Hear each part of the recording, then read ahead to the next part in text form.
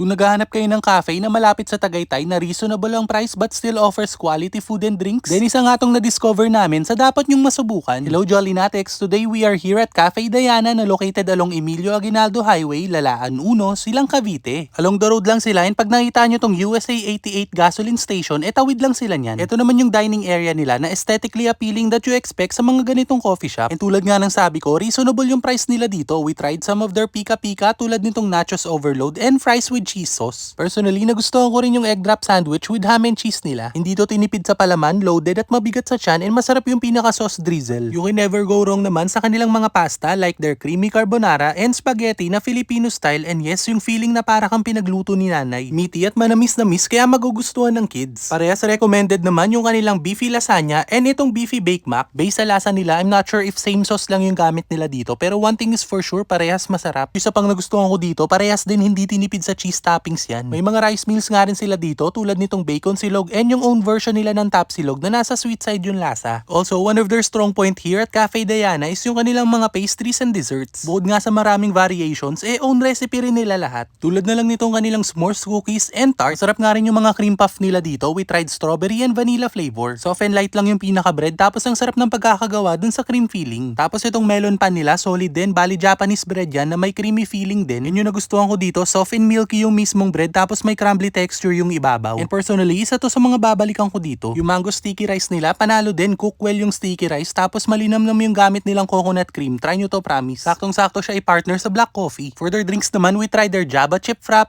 ice strawberry matcha, ice caramel macchiato, and yung pinaka nagustuhan kong coffee jelly. May saktong tapang ng coffee, sweet and creamy, tapos ang sarap nung may coffee jelly sa bawat sip.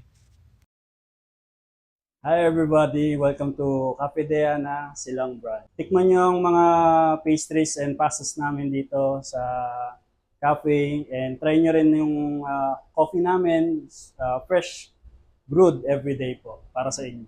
Hope to see you soon here at Cafe Diana, Silang. We are relaunching our Taguig branch. Hope to see you there too.